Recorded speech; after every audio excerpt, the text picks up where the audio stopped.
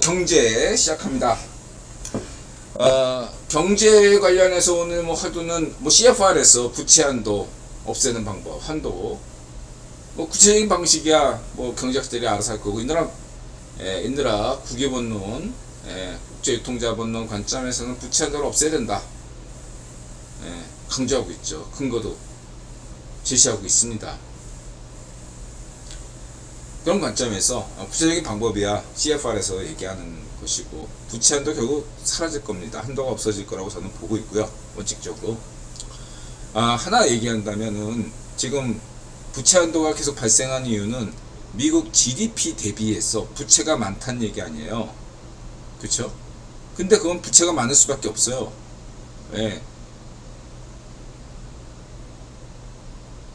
미국이라는 나라는 다른 나라와 구별해야 되니까. 미국만 왜 예외냐? 미국만 예외일 수밖에 없어요.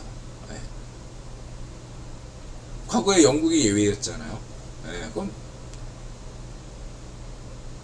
같아요. 한국은행만 왜 예외냐? 한국은행이니까, 중앙은행이잖아. 다른 상업은행과 한국은행을 차별화하는 거하고 같은 이유죠. 왜? 한국은행도 은행이잖아. 신한은행이나 우리은행, 국민은행 와 똑같이 해야지. 왜 한국은행만, 중앙은행만 특별 대접해? 이렇게 무식하게 얘기하면 안 된다 이거예요. 말하자면 미국은 중앙은행이야. 다른 은행은, 다른 나라들은 그냥 사업은행이고. 그러니까 중앙은행에만 독점적으로 화폐 발권을 보장하는 거잖아요. 다른 나라까지 발권력을 보장할 수는 없어요. 그죠? 그쵸? 그런 관점에서 인터넷 얘기하고, GDP 개념으로 자꾸 GDP가 1930년대 대공황 이후에 어떤 한 나라의 국력을 평가하는 여러 가지 어떤 거시 경제적인 측면에서 됐는데, GDP가 반드시 모든 거시 경제의 기준이 될 수는 없다. GDP가 아닌 다른 관점에서 부채 문제를 살펴야 된다. 인터넷에서 뭘 중시하죠? 저는 통화량을 중시하잖아요. 통화량을 중시한다고요. 통화량이 지금보다 더 많이 늘어나야 된다고 강조했습니다. 만약에 근본이자로 돌아간다, 그럼 세계 경제가 망해요. 브레튼 우드 체제나 로스차일드나 러셀 가문이 왜 제3세계의 경제, 제3세계에 대한 투자를 안 했나? 바로 이런 문제 때문이죠. 나이지리아, 브라질, 인도네시아, 터키 같은 나라가 경제 발전하게 되면 자연스럽게 전 세계 GDP 비중에서 미국 비중이 가속 떨어질 수밖에 없어요. 그죠? 그 다음에 이들 통화가 1%, 한국처럼 1%라도 영향력을 미치면, 그 자잘한 게 1%이 모이면 미국의 달러 비중이 줄어들 수밖에 없는 게 당연한 이치죠. 그쵸? 안 그래요? 근데 전 세계는 달러를 원한다 이거예요.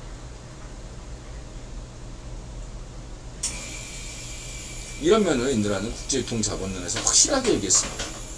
지금보다 달러를 더 많이 찍어내야 된다. 미국 경제 기준이 아니라 세계 경제 관점에서 달러를 찍어내야 됩니다.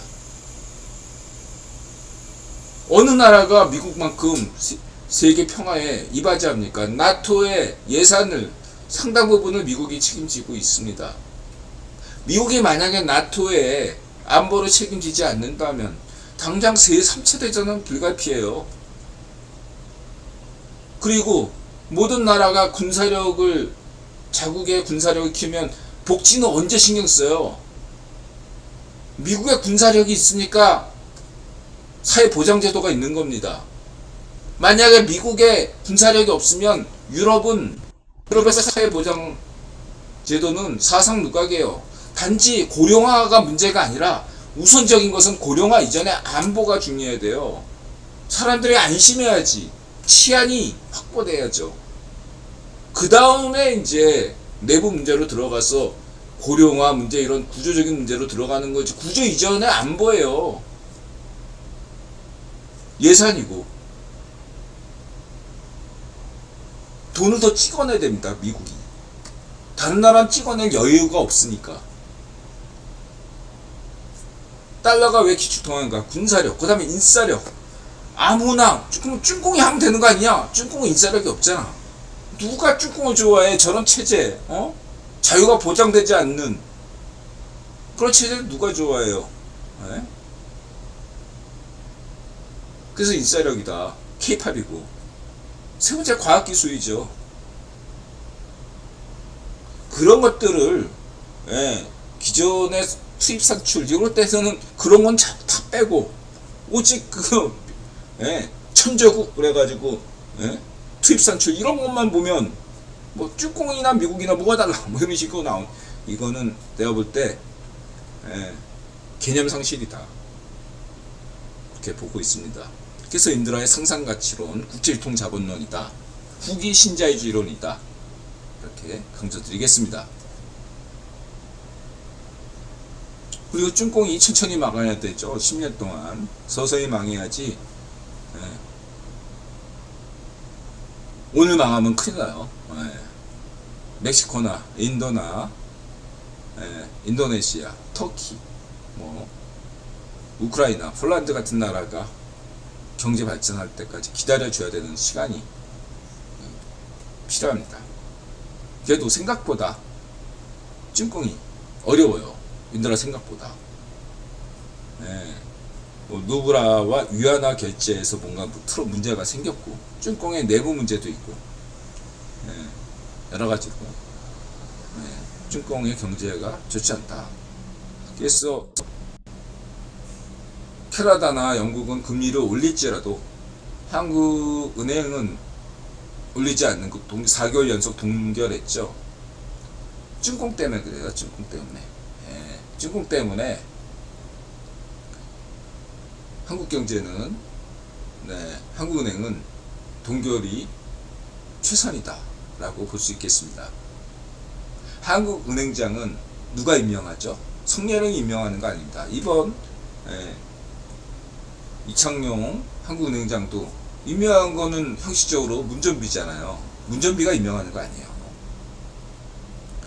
성렬형이 임명하는 거 아니고요. 국회의원이 직접 임명합니다. 한국은행장. 전세계 은행장들은 국회의원이 임명해요. 합리적이다. 뭐 금리를 동결한 이유는 실질 인플레이션이 명목 인플레이션, 실질 인플레이션이 높다면은 한국도 올릴 수밖에 없는데 지금 실질 인플레이션도 낮아요, 한국이. 그리고 쭝공에서 이걸 해결하려면 쭝공 경제를 지금 어느 정도 해결하려면은 방법은 아주 이런 겁니다. 부채를 갚거나 아니면 중국 시민에게 책임을 떠넘기는 거죠.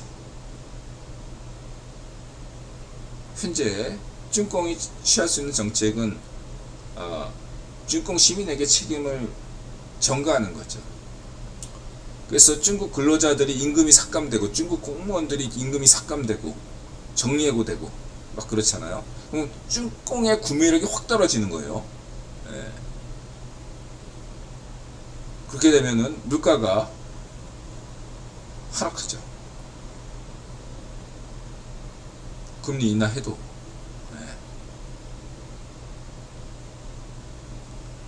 쭝공의 상품이 더 싸지겠죠. 허나 그럼에도 불구하고 쭝공 경제가 갈 길은 잃어버린 40년이다 라고 할 수 있어요. 일본처럼 간다. 좀비은행 이런 식으로 부채가 많은 상업은행들을 쭝공 공산당이다 보증 쓰면서 무기한 은행들을 있는 거예요. 근데 얘네들 사업성도 없어. 그냥 데리고 있는 거야. 보증만 서주고. 그런 식으로 할 수밖에 없다. 이렇게 말씀드릴 수 있고요. 그리고 이제 인드라가 가급적이면 코인이나 주식에 대해서 언급하지 않는데 맥락이 있으니까 증권 경제가 생각보다 어렵고 세계 통화량에 있고, 그 다음에 생각보다 그 미국 완전 고용 상태가 하반기엔 좀 풀릴 줄 알았는데 여전하니까, 그리고 빅테크 실적이 너무너무 좋으니까 인드라는 아직 인드라가 틀린 건 아니지만 하반기 때 인드라가 연준은 금리 동결할 것이다. 다만 한국은행은 연말에 가서 금리 인하할 것이다. 이렇게 전망했잖아요. 근데 뭐 지금 막 다들 금리 인상을 기정사실로 하고 있잖아요. 아직 왜냐하면 금리 인상이 된다면 저는 대응이니까 받아들일 수밖에 없다. 여기에는 순수한 경제적인 측면이 아니라 러시아 우크라이나 침략 전쟁과 관련된 경제 이외의 면도 작용하는 것 같다. 지금과 같은 상황을 지속시키면 더더욱더 러시아 경제가 어려워질 수밖에 없거든요. 사실은 제 생각에 연준이 금리를 동결시켜도 러시아 경제가 계속 어려워질 수밖에 없는데, 여기서 금리 인상을 한 번 더 한다는 건 뭐냐면 좀 더 그 러시아 경제의 파탄 속도가 빨라진다. 증권 경제의 파탄 속도도 빨라진다. 이렇게 말씀드릴 수 있겠거든요. 제 볼 때는 그래요. 어쨌든 그런 관점에서 어쨌든 저는 제 전망에 대해서 뭔가 좀 어긋나면 저는 다 얘기하잖아, 솔직하게. 그냥 없던 일처럼 그냥 쓱 지나가는 게 아니라 제가 이렇게 전망했는데 어긋났네요 하면서 딱 인정하고 내가 왜 틀렸을까, 왜 내 전망과 다를까, 분석하잖아요. 그게 저희 장점이라고 생각합니다. 뭐 10년 전에는 뭐 예를 들면 뭐 저는 친미 신중한다, 지금은 친미 반중, 뭐 이렇게 얘기하는 거, 그때는 그렇고 이때는 그렇고 분명히 다 설명드렸잖아요. 그런 것들에 대해서 여러분들이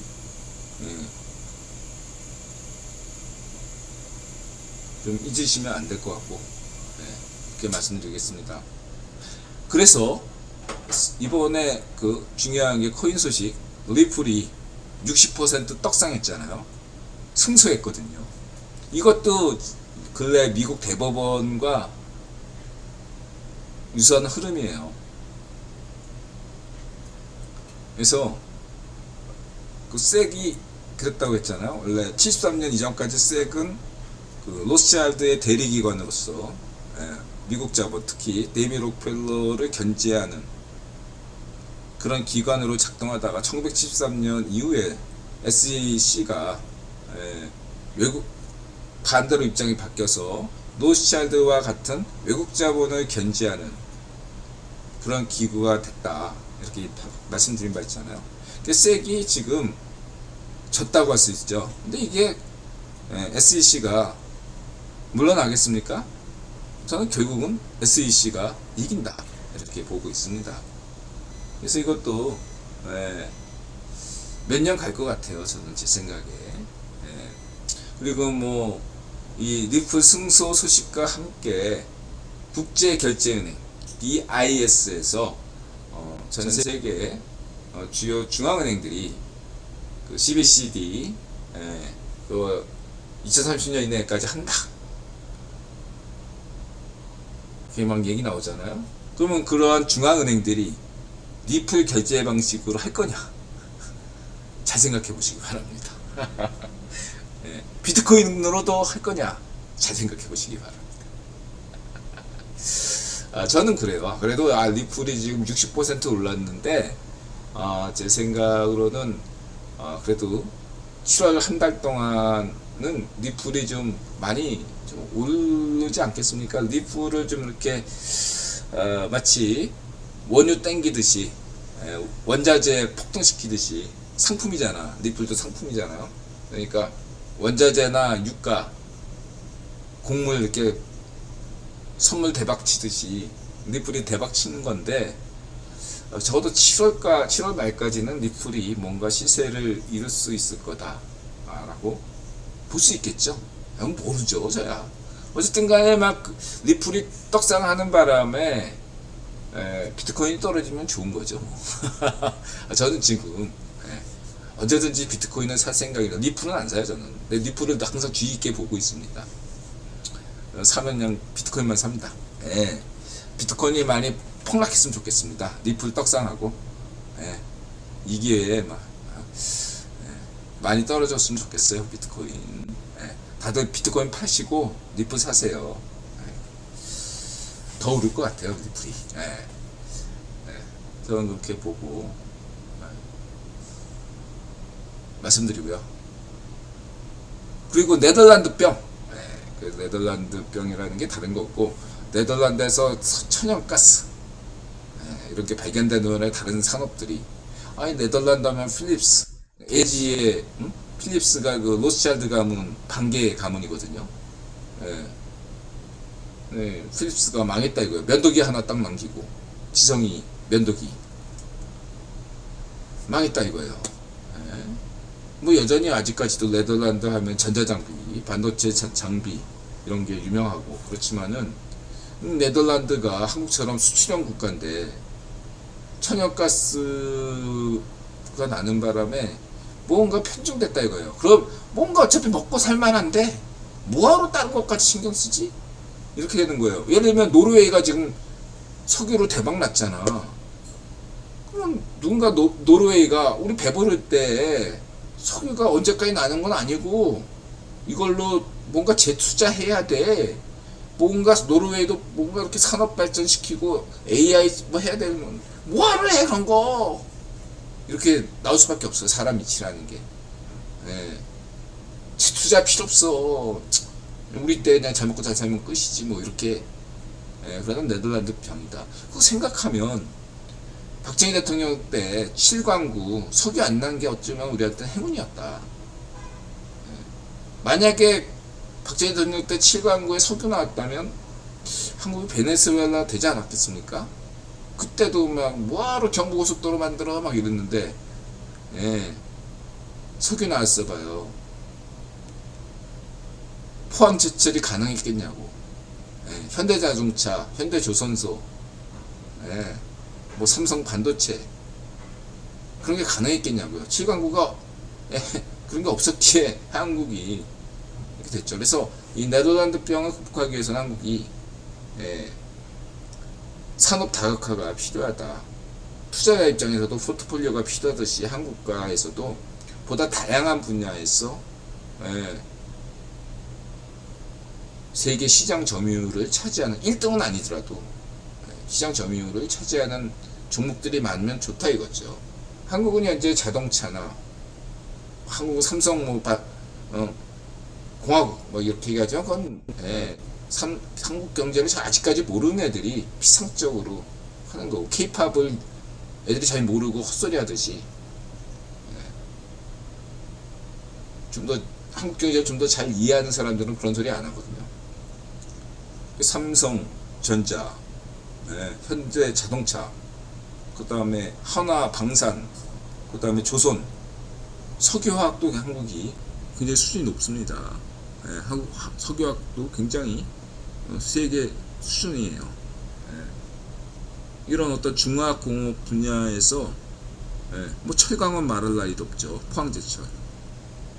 중화학 부분, 근데 이제 한국이 좀 딸리는 부분들이 이런 장비 쪽, 정밀기계나 이런 좀 더 그런 면에서 좀 여전히 아쉬운 면이 있죠. 근데 이제 또 이런 중화학뿐만 아니라 이런 소비재 분야에서도 굉장히 한국 기업들이 선전하고 있다. 케이팝, 뭐 초코파이, 뭐 이런 것들, 라면 이런 거 굉장히 중요하다. 뭐 K 패션, 화장품 이런 것도 굉장히 중요하다. 이런 것들이 안보와 직결된다 이거죠. 그에 비해서 대만은 지금 과거에는 막 한국의 이러한 대기업 중심의 수출 경제 구조보다는 대만식 중소기업 방식이 좋다 뭐 이런 식으로 자유좌파 김대중 경제론 인드라가 에이 그 대중경제론 아니야 그건 인드라 얘기잖아. 인드라가 자유좌파 김대중 당선을 지지했었지만 대중경제론은 그건 아닌데 이렇게 생각했었잖아요. 어쨌든 대중경제론은 대만식을 따라야 된다 뭐 이런 식으로 김대중 머리에서 나온 건 아니고요. 근데 오히려 지금은 대만이 정말 TSMC 그 반도체 회사 아니면 아무것도 없어요. 대만 진짜. 대만은 정말로 한국은 대만에 비해서 여건이 좋다 이렇게 말씀드릴 수 있고, 대만 분들도 TSMC만 믿지 말고 산업 다각화를 꾸준히 하시는 것만이 대만 안보를 지키는 것이다 이렇게 말씀드릴 수 있겠고요.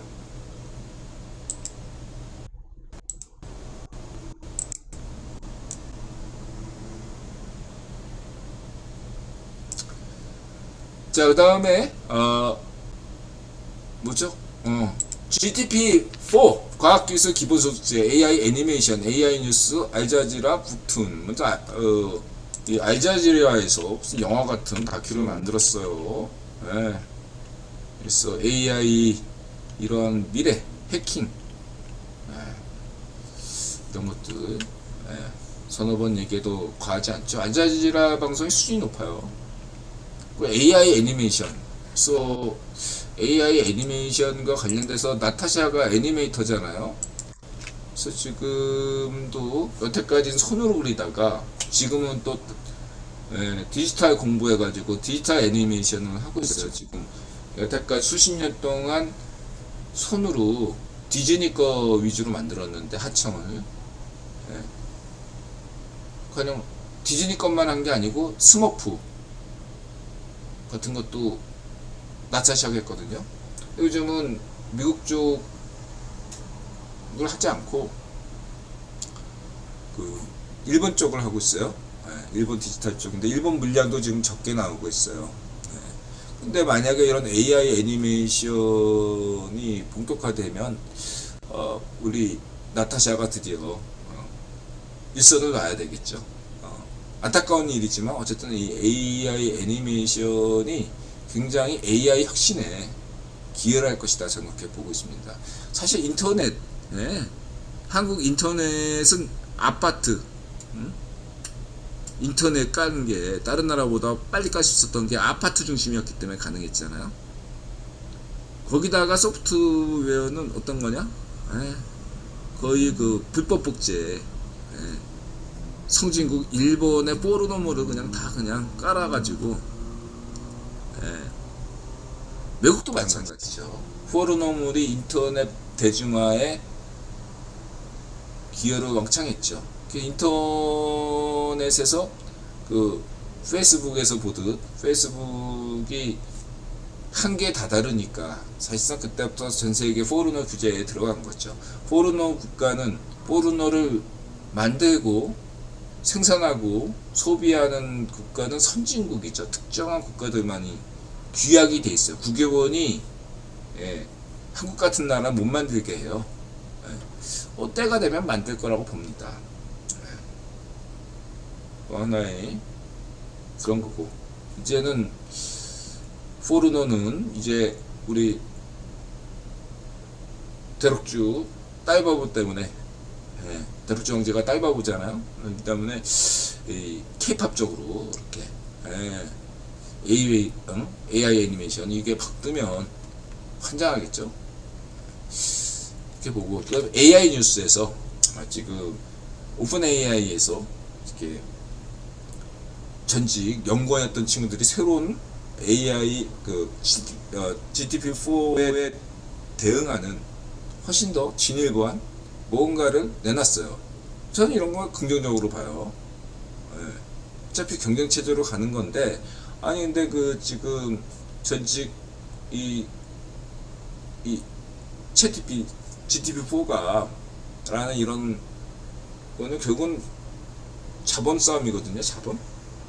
예.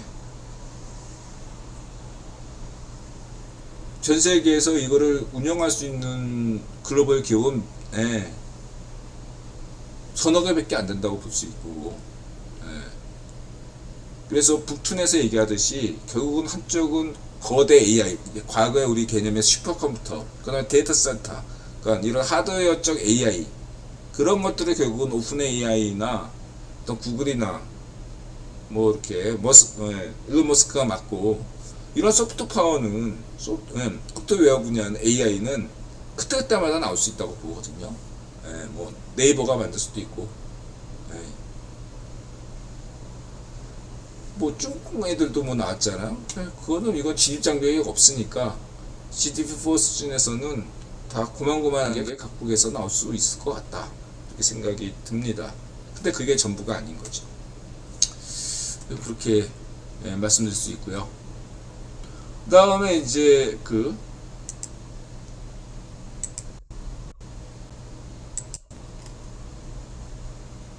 종교사회문화 개세만의 박은 대회 세계 최고 K-팝 커버 댄스 크루가 우크라이나 레벨업인가 오토 KTV, 우크라이나 폴란드 브레드 TV. 먼저 이제 K-팝 얘기하기 전에 저 브레드 TV에서 한 얘기 참고만 하시고요. 네, 브레드 TV에서 재밌는 얘기. 저기 메시아닉주 방송이니까 저는 알자지라 방송도 좋아하지만 브레드 TV도 좋아합니다. 그렇게 말씀드리고 싶고요. 무조건 브레드 TV 얘기에 무조건 동의하는 거 아니에요. 알자리아 방송에서도 제가 무조건 동의하는 거 아니잖아요. 브레드 TV 내용은 모든 걸 동의하는 건 아닙니다. 거기서 이제 김정철 저분과 재림 예수 뭐 이렇게 얘기하는데, 저는 김정철 씨를 좋아합니다. 그분은 제가 볼 때는 위파시오는 아니에요. 아무리 트럼프 쪽 좋아하고 뭐 그러더라도 위파시오라고 보기는 힘들어요. 김정철 씨가. 그렇게 말씀드리고 싶고요. 뭐 저는 특정한 종교를 믿지 않지만 특정 종교를 무조건 부정적으로 보거나 좀 의견이 다르다고 그래서 뭐 배관시하거나 그렇지 않습니다. 존중하는 의미를 갖고 있어요. 자, 이렇게 말씀드리시고요. 온통 KTV에서 이렇게 한국 K컬처에 대해서 재밌게 방송해주고 있네요. 응원합니다. 그리고 이제 마지막으로 K-팝에 관해서는 뭐 우크라이나 레벨업보다 제가 강남스타일을 커버 댄스를 이튼 스쿨과 노엄 촘스키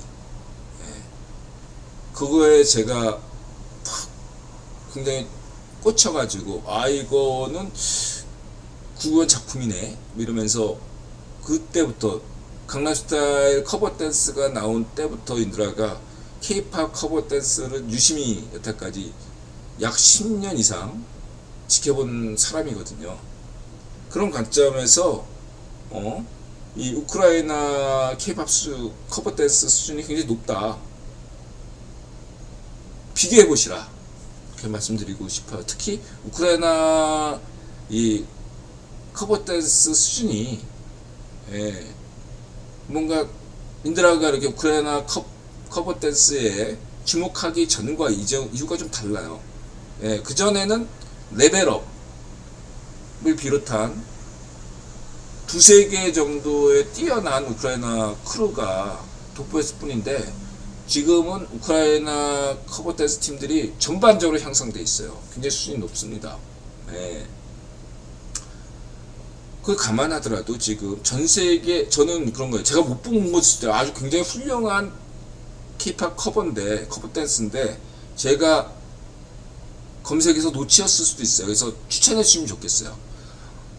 전 세계에서 우크라이나 레벨업 커버 댄스보다 더 정말로 멋지고 훌륭한 뭔가 원본보다 더 나은, 저는 항상 기준이거든요. 인드라의 상상가치론 관점에서 원본보다 나은 짝퉁이 높이 평가하거든요. 원본보다 나은 짝퉁. 그러면 짝퉁이 원본이 되는 거거든요. 뭔가 우크라이나 레벨업은 원본을 선사했다. 뭔가 우크라이나 그 청년들에게 꿈을 주었다.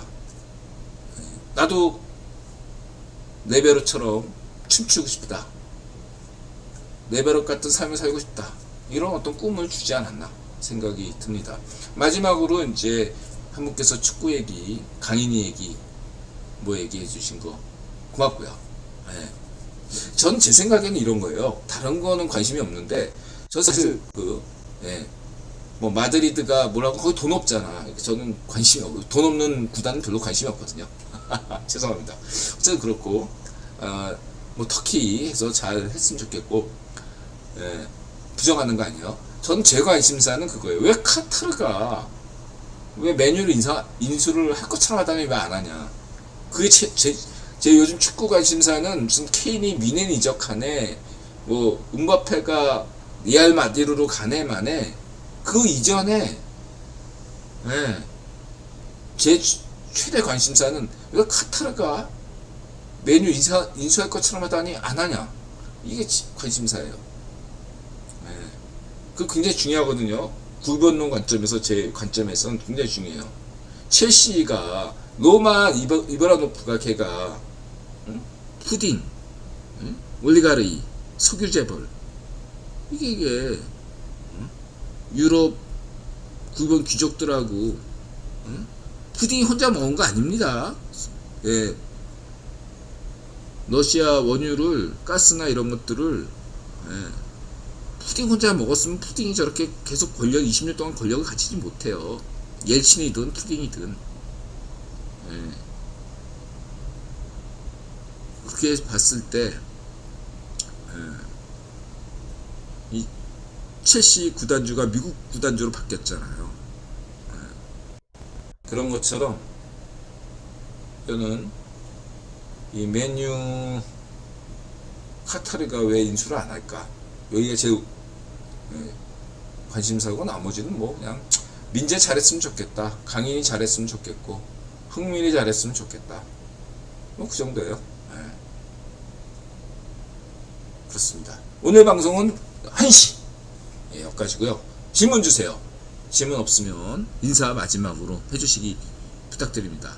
다음 주 방송은 화요일날 할 예정입니다. 가쿠토님, 펄 말대로 고금리 오래 가는 건가? 예, 그렇죠. 내년까지 가죠. 내년, 제 생각에는 내년 상반기, 겨울 1, 4분기까지는 현 고금리를 지킬 거라고 저는 봐요. 내년 상반기까지. 원래 중앙은행들은 결산이 보통 3월 말에 합니다. 3월 말. 일본 같은 것도 회계 기준가 연말이 아니라 3월 말이에요. 3월 말. 그리고 이제 보통 겨울 때는 보통 계절적 요인이 크거든요.